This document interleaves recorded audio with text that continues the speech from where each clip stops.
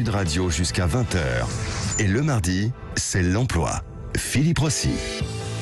Avec Jérôme Laverny qui est toujours avec nous, directeur du réseau national Mission Emploi. Jérôme qui m'accompagne chaque mardi, vous le savez, on poursuit le débat tous ensemble.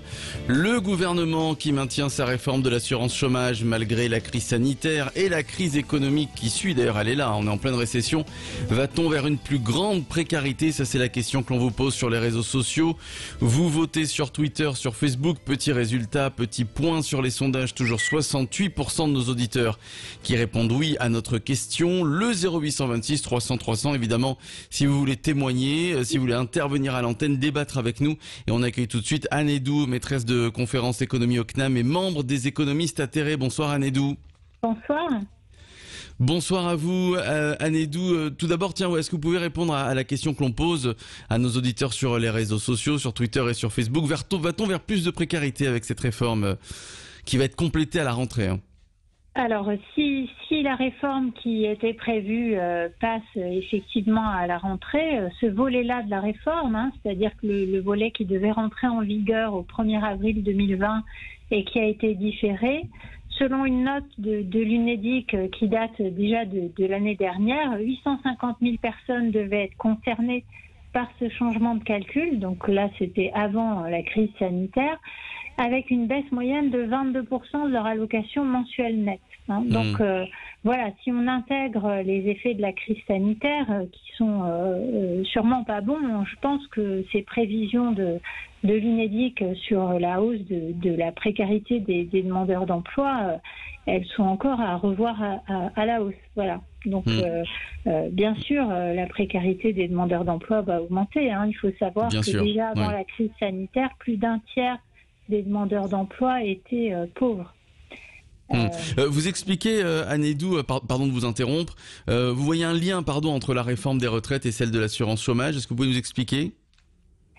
Alors, s'il y a un lien, je dirais que d'abord, il est dans la gouvernance. C'est-à-dire que dans les deux cas, on a une reprise en main du système par l'État au détriment des partenaires sociaux qui...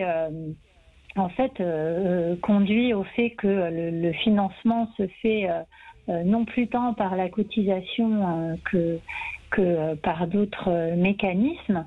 Et ce changement, il se traduit aussi par des systèmes d'indemnisation beaucoup moins favorables. Et vous voyez également, Anne Edou, un impact selon vous, cette réforme aura un impact sur la santé des salariés. En quoi la réforme de l'assurance chômage va dégrader, si j'ai bien compris, la santé des salariés? Alors ça c'est parce que vous avez lu une interview. Oui, tout à fait. Voilà, alors c'est pas tout à fait un argument central pour moi, mais effectivement, je dirais mais ça compte, c'est pour ça qu'on en parle. Oui, ça compte. C'est-à-dire que de toute façon, dans les périodes de chômage élevé, les salariés ont tendance à s'accrocher à leur emploi parce que ils ont des difficultés à en retrouver un autre. Les formes de mobilité se transforment. Et donc, effectivement, plus on dégrade les conditions d'indemnisation dans un contexte de chômage élevé, et plus on a des salariés qui se trouvent dans des situations de travail subies et ont des difficultés à quitter un emploi, même avec des conditions de travail très dégradées. Et puis, je dirais, pour les demandeurs d'emploi, on assiste aussi à des phénomènes du même ordre, c'est-à-dire que les demandeurs d'emploi peuvent être poussés à accepter n'importe quel emploi quand ils n'ont pas droit à une indemnisation. Alors je dirais que là, avec la crise sanitaire, en plus, leurs perspectives de retour à l'emploi se réduisent. Jérôme Laverny, on comprend pourquoi il y a cette réforme de l'assurance chômage, ça fait faire des économies au gouvernement, beaucoup d'économies, nous dit-on. Est-ce que le jeu en vaut la chandelle, Jérôme Laverny? On sait qu'il va y avoir des centaines de milliers de suppressions de postes. Je crois en 2021 un chômage à plus de 11%, c'est ce que j'ai cru comprendre. Est-ce que vraiment, Jérôme Laverny, le gouvernement ne sera pas obligé peut-être dans quelques mois et la cascade de faire peut-être un peu marche arrière? Alors justement, vous avez raison. Parlons d'économie, s'il s'agit dans cette réforme de faire des économies. Il s'agirait aussi peut-être de s'interroger à savoir si, à défaut de moins dépenser d'argent, on le dépense un peu mieux. J'entends par on, l'État, au moment de soutenir l'emploi et de lutter contre le chômage, comme je le disais tout à l'heure. J'ai reçu aujourd'hui même, cet après-midi, la proposition d'un conseil départemental au moment de mettre en place un groupe pour accompagner des futurs créateurs d'entreprises. En juillet 2020, au moment même où nous traversons une crise effroyable. Deuxième chose, ce dispositif de création d'entreprise est dédié aux allocataires du RSA. Aux allocataires du RSA.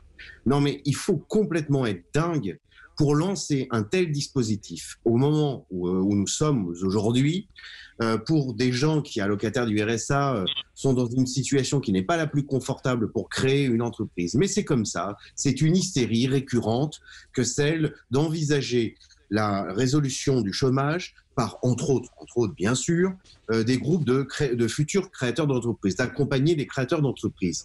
Donc, encore une fois, à défaut de se préoccuper de moins dépenser d'argent, il s'agirait peut-être déjà de le dépenser un petit peu mieux. Il s'agit d'accompagner des demandeurs d'emploi pour les inciter à retrouver un emploi, tout en sachant que le Pôle emploi confie à des prestataires privés ce même accompagnement. C'est des ateliers qui sont très très chers et qui, si on les cumule les uns après les autres, eh bien, constitue un poids considérable d'un point de vue budgétaire.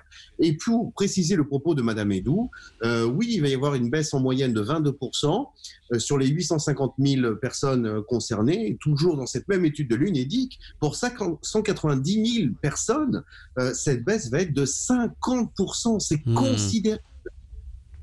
Considérable. Ouais.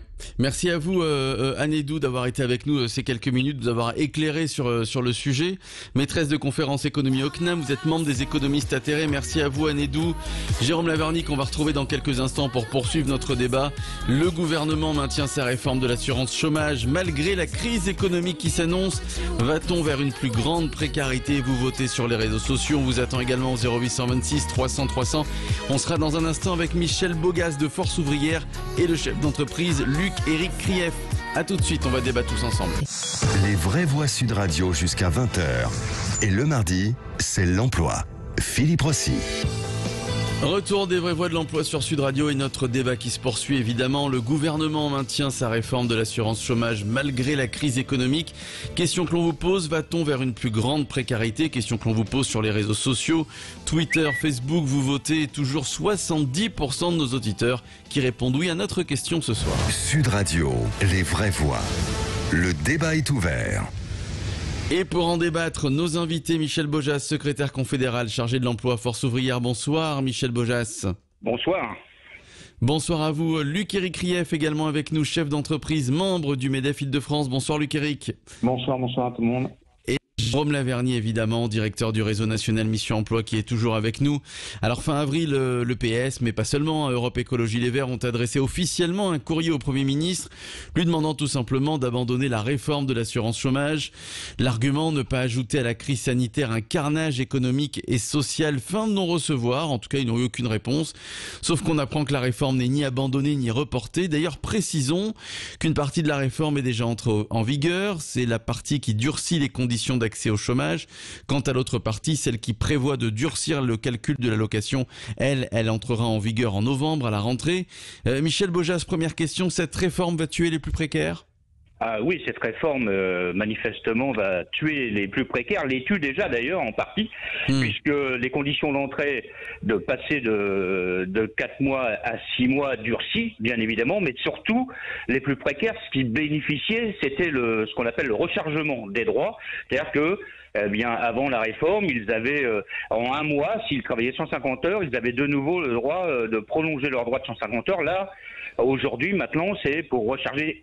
D'ailleurs, le mot est mal choisi, c'est 6 mois, donc en fait, on réouvre des droits, et c'est ce qui porte le plus préjudice aux précaires, mais aussi aux travailleurs saisonniers, par exemple. C'est-à-dire qu'on va retrouver des travailleurs qui seront au RSA, quoi. Ils vont se retrouver au RSA.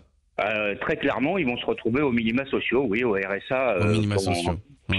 Si effectivement ils ont plus de 25 ans, parce que je rappelle que pour beaucoup ce sont des jeunes et moins de 25 ans, vous n'avez pas le droit au RSA, ça veut dire que vous vous retrouvez sans rien. Alors, il prévoit aussi cette réforme de l'assurance chômage de recalculer le salaire de référence. Le calcul prendra cette fois en compte pour base le salaire mensuel, alors qu'alors c'était pour base le salaire journalier. Une mesure très rude également pour les précaires. Vous imaginez tous pourquoi. Luc Éric Krief, avec cette réforme, le gouvernement veut lutter par exemple contre le recours abusif aux contrats courts, faire en sorte que le travail paye plus que l'inactivité. Franchement, Luc Éric Krief, est-ce que cette réforme est vraiment bien adaptée en ces temps et en ce temps de crise économique? On y est, Bruno Le Maire l'a dit. On est en récession plus dure qu'en 1945, 11% de chômage prévu en 2021. Franchement, Luc Éric Krief, est-ce que c'est adapté cette réforme de l'assurance chômage? Parce que vous me demandez d'être franc, donc je vais être franc, Philippe.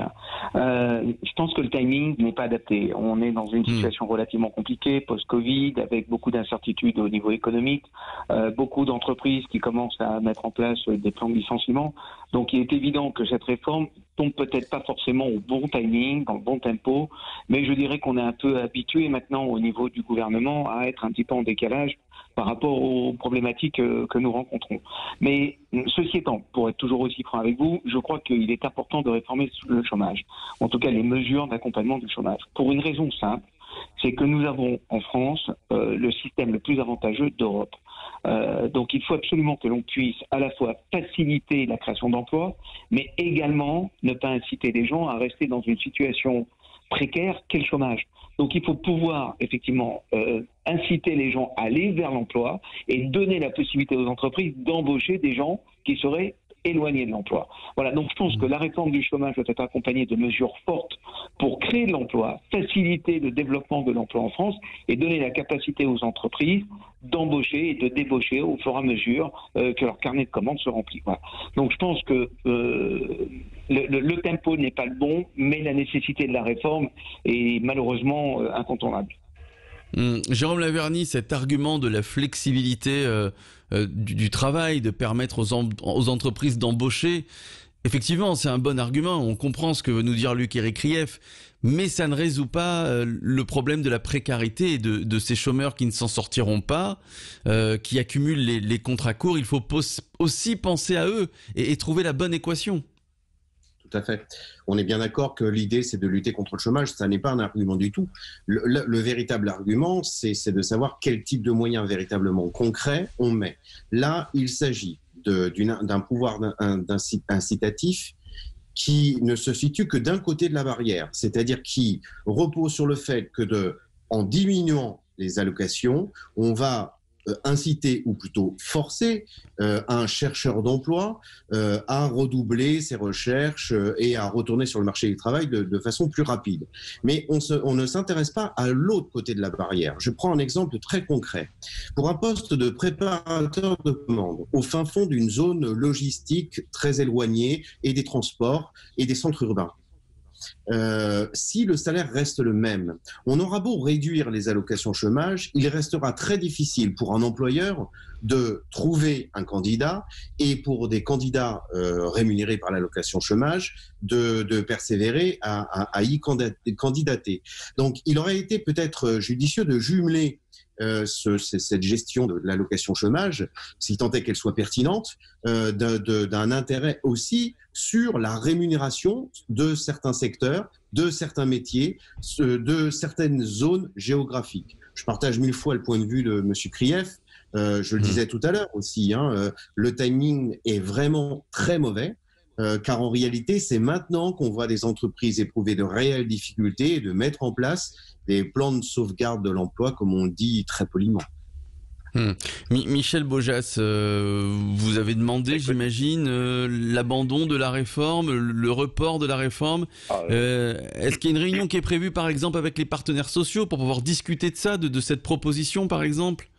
Alors bien évidemment, nous demandons un retour à la Convention de 2017 qui était beaucoup plus protectrice que ce qu'a fait le gouvernement, parce que Effectivement, le timing n'est pas bien choisi, mais et pour un moment, l'UNEDIC prévoit quand même 900 000 destructions d'emplois, 630 000 demandeurs d'emploi supplémentaires. Alors on peut baisser l'indemnisation, mais faut-il encore qu'il y ait un emploi en face? Et c'est bien le problème qu'on va rencontrer d'ici à la fin de l'année, c'est que on va baisser l'indemnisation des demandeurs d'emploi, sauf que à n'importe quel prix, ils n'auront pas d'emploi. Et puis, comme ça a été dit, il faut revaloriser les salaires, par exemple, de tous ceux qu'on a appelés pendant la crise, pendant le confinement, ceux de deuxième ligne.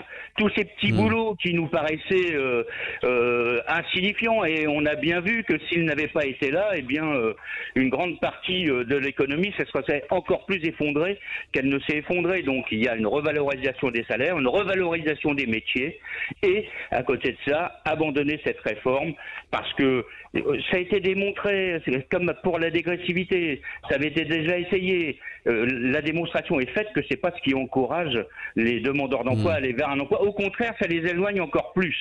Donc arrêtons avec cette réforme et revalorisons plutôt les métiers et les salaires qui vont avec. C'est vrai, Luc Éric Krief, quand on a le temps, quand on est au chômage et qu'on a le temps de chercher un emploi, on a beaucoup plus de chances de trouver un emploi, j'ai envie de dire stable, en CDI par exemple, ou alors en CDD longue durée.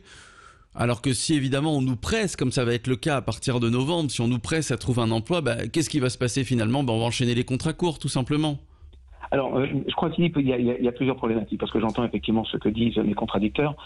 Première chose, je pense que lorsqu'on est au chômage, on n'a pas forcément plus de facilité à trouver un emploi que quelqu'un qui est en activité. Malheureusement, c'est bien le contraire qui se produit. Lorsque vous êtes en activité, c'est quand même plus simple, parce que vous pouvez négocier avec un employeur que quand vous êtes au chômage.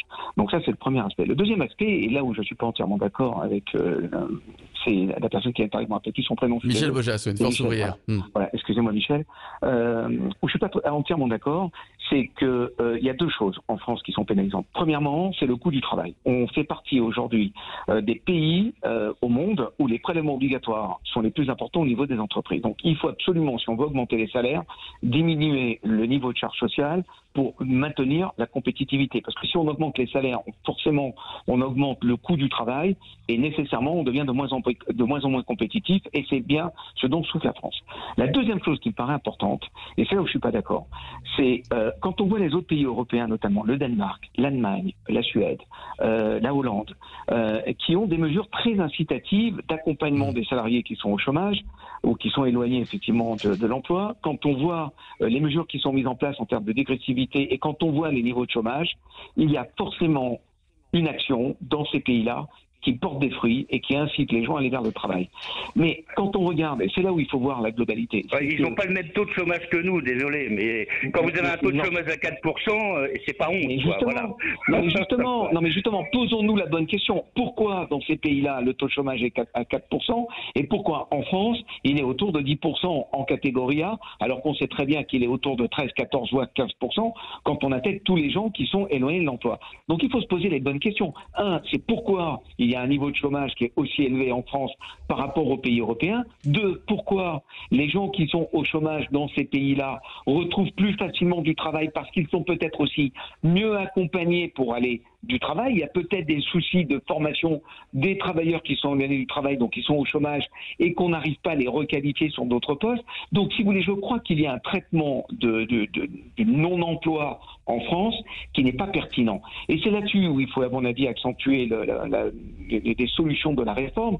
C'est bien évidemment avoir des mesures incitatives, mais en même temps faciliter l'accompagnement du chômeur pour retrouver un emploi qui soit peut-être différent de celui qu'il occupait avant.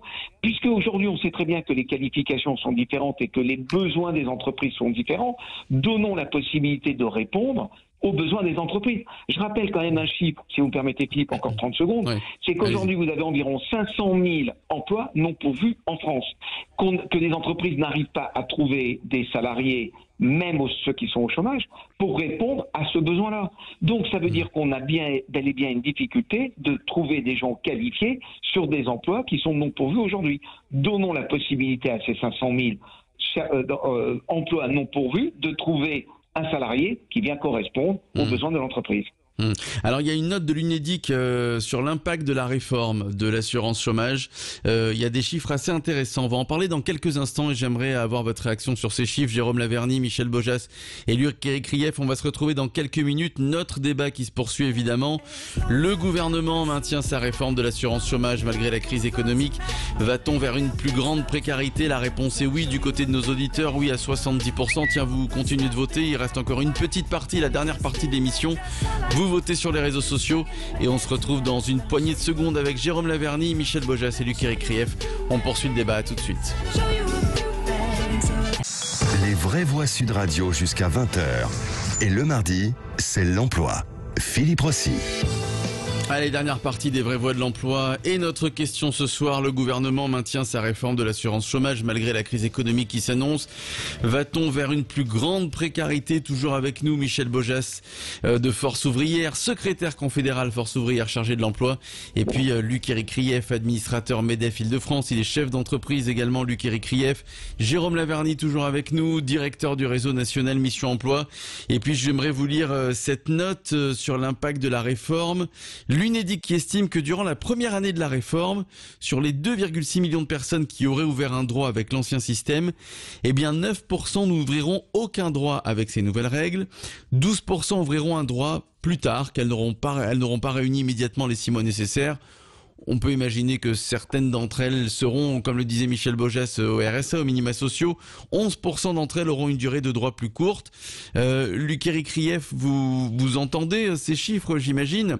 Signé l'UNEDIC, c'est une note de l'UNEDIC, c'est quand même des chiffres assez conséquents. On parle de 9%, 10%, c'est pas rien, c'est pas 1 ou 2%. Ça vous fait peur, ça, Luc Krief? Je dirais ce qui me fait peur, c'est la crise sociale. On voit bien qu'aujourd'hui, après la crise sanitaire, devient une crise économique et je pense qu'à mon avis, on aura une crise sociale à la rentrée. On rajoute de l'huile sur le feu. Est-ce que c'est le bon moment? J'en reviens toujours au même. Bien sûr que ça me fait peur. Donc je pense qu'il faut qu'on prenne des précautions, il faut qu'on aille résolument vers une réforme de l'assurance chômage. Ça me paraît important, ça me paraît essentiel, mais je pense qu'il faut y aller prudemment et dans le bon timing. Voilà. Donc là où j'ai peur, c'est qu'on rajoute des difficultés aux difficultés. On sait très bien que les entreprises à la rentrée vont avoir de gros problèmes. Il va falloir commencer à rembourser les PGE. La trésorerie n'est quand même pas au top au niveau des entreprises. On voit très bien que le marché n'a pas encore repris, même si l'activité semble un petit peu rebondir. L'INSEE prévoit quand même une baisse et une récession sur l'année 2020.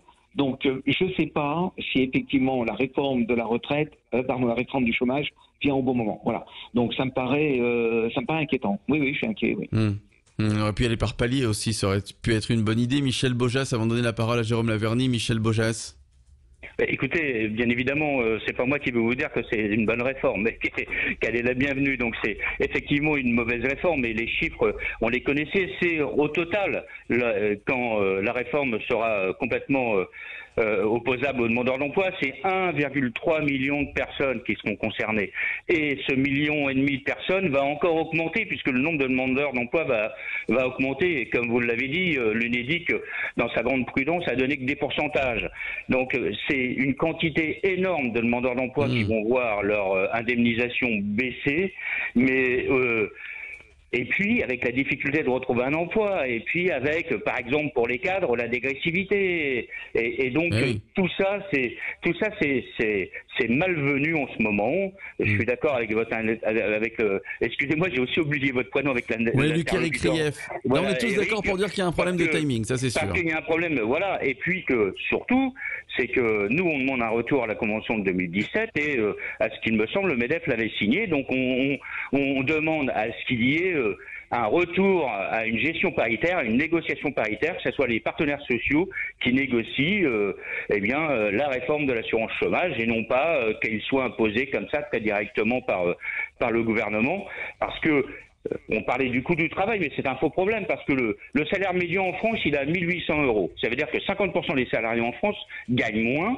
Et jusqu'à 1 800 €, les entreprises sont exonérées de charges. Donc c'est pas un problème de coût de travail, c'est un problème surtout d'emploi. C'est qu'il faut que les entreprises soient en capacité d'en créer.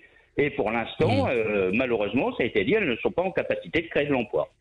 Eh oui, alors le gouvernement veut avec cette réforme, on l'a compris, à inciter les chômeurs à trouver plus vite du travail et à être plus actifs dans la recherche d'emploi. Mais il y a une catégorie de chômeurs dont on n'a pas parlé pour l'instant, Jérôme Laverny, ce sont les seniors tout simplement. Alors je peux vous dire que les seniors recherchent activement un emploi mais ils n'y arrivent pas pour le coup. Oui, ce sont les seniors et puis les seniors au carré, hein, puisqu'on retombe dans la frénésie. On l'a vu dans un certain nombre de propositions, de mesures qui concernent exclusivement les jeunes. Et donc, voilà, les seniors passent à la trappe une nouvelle fois, avec donc à la clé, et dans un magma global, d'un manque total d'imagination, d'inventivité dans cette réforme, où on se borne simplement donc à imaginer que la baisse potentielle des allocations constituera en elle-même un pouvoir incitatif. Luc-Éric Krief avait raison de rappeler que 500 000 emplois, c'est le grand paradoxe, ne sont toujours pas pourvus. Lorsque je disais, mais oui, mais cette réforme ne joue que sur un levier incitatif, celui de la baisse des allocations, et non pas sur l'autre levier, celui de l'augmentation des salaires. C'était pas pour gréver les entreprises, qui, pour certaines d'entre elles, de toute façon, n'ont pas la possibilité d'augmenter les salaires. En revanche, l'État, lui, les pouvoirs publics, eux, en tant que chefs d'orchestre, peuvent accompagner cette augmentation de salaire. Si on reprend l'étude de l'UNEDIC citée par Anne Edoux tout à l'heure, elle disait 22% de baisse pour certaines allocations chômage. On passe donc, selon cette même étude, de 905 € à 708, soit moins 200, une économie de 200 €. Mais si, plutôt que d'économiser 200 € par-ci, on passait de 905 € d'allocation chômage à un budget de 500 € pour booster un recrutement sur un emploi. Je reprends l'exemple de préparateur logistique payé à 1100 €. Si tout d'un coup on booste ce recrutement par un apport des pouvoirs publics de 500 €, les pouvoirs publics gagnent au passage 400 € et croyez-moi, le préparateur de commande, on va le trouver. Quel manque d'inventivité. Et là, je pense que c'est tout bête, c'est tout simple, mais il faut jouer aussi sur l'autre levier. Michel Bojas de Force Ouvrière, alors là on l'a compris évidemment, la réforme n'est pas reportée, la réforme n'est pas abandonnée, de toute façon elle est passée, il y a plusieurs paliers, plusieurs étapes avec différentes entrées en vigueur. Est-ce qu'on peut quand même imaginer, Michel Bogas, qu'avec la crise économique qui s'annonce, les suppressions de postes, le chômage qui va augmenter, peut-être vous syndicats, en mettant la pression sur le gouvernement, est-ce qu'on peut imaginer une ratification, je ne sais pas si le terme est bien choisi, de la réforme de l'assurance chômage, une reculade comme on dit, même si elle est entrée, même si elle est passée? Alors, je ne sais pas si ce sera une reculade, mais effectivement, on a des discussions régulières avec le ministère du Travail, pratiquement 2 à 3 fois par semaine. Donc voilà, et il y aura des modifications de la réforme, parce que bien évidemment, Force Ouvrière n'est pas la seule à porter le fait qu'il faille la revoir, et donc peut-être qu'on reviendra, par exemple, pour entrer dans les droits aux 4 mois.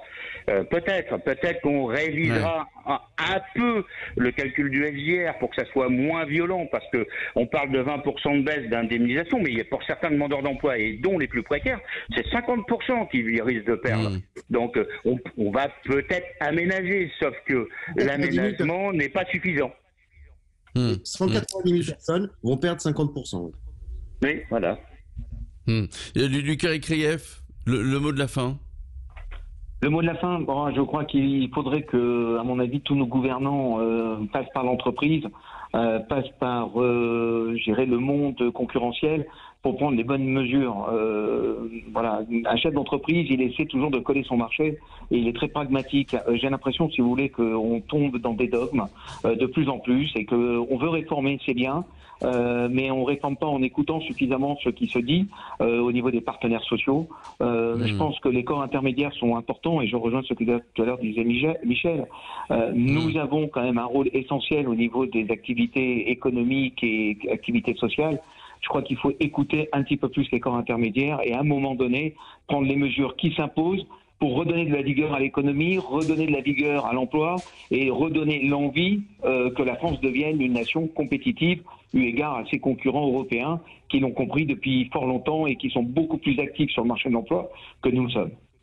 Alors vous parlez des corps intermédiaires qui sont reçus à tour de rôle par le gouvernement. On pourrait pas imaginer, Luc-Éric Krief, puisque je vous entends dialoguer avec Michel Bojas, vous entendre parfois sur certains points, une rencontre entre le MEDEF et les syndicats pour peut-être travailler ensemble et ensuite faire une proposition au gouvernement. Ce serait peut-être plus simple, ça, non ? C'est ce qui se fait. Je crois qu'il y a certains syndicats, si vous voulez, avec lesquels il y a une très bonne entente, un très bon dialogue et en tout cas des propositions qui convergent vers des points communs. Je pense qu'il faut accentuer le mouvement, c'est important. C'est en dialoguant qu'on progresse et c'est en progressant qu'on devient compétitif. Voilà, donc il faut maintenir le dialogue, mais surtout, je pense qu'il faut faire abattre un certain nombre de préjugés, de préacquis pour s'ouvrir vers le monde. Le monde, il devient de plus en plus compliqué. On voit bien cette crise a remis en cause un certain nombre de dogmes, un certain nombre de choses qui nous paraissaient acquises. Il faut absolument pouvoir réformer, il faut absolument s'adapter, et je pense qu'en dialoguant, on est capable de s'adapter. Et voilà, merci à vous Luc-Éric Rief, administrateur Mediaf Île-de-France, chef d'entreprise, Michel Bojas qui était avec nous, secrétaire confédéral Force ouvrière chargé de l'emploi. Merci à vous, merci mille fois Jérôme Laverny, directeur du réseau national Mission Emploi. Et puis si vous voulez réécouter cette émission ou alors si vous l'avez prise en cours de route, eh bien je vous invite à la réécouter en podcast sur le site sudradio.fr et puis sur la chaîne YouTube de Sud Radio. Évidemment, elle sera en ligne d'ici une petite heure maintenant. Dans un instant, le Loft Musique avec Yvan Cujouz. Bonsoir Yvan. Eh oui, bonsoir mon Fifi. Je me disais que Pif, quand même, le réalisateur, il vous envoie des extraits musicaux super, vous avez vachement de chance, c'est super. Ah, il fait une très bonne programmation, Pif. On dirait une émission musicale, en fait. On pourrait inverser, moi je pourrais faire les vraies voix et vous feriez la musique, Philippe Rossi par exemple. Ce serait rigolo ça. Ah bah écoutez, on pourra inverser une fois, il n'y a pas de souci. Hein. Et j'ai pas votre talent de chanteur ni de musicien, mais vous êtes peut-être mon talent. C'est trop mime.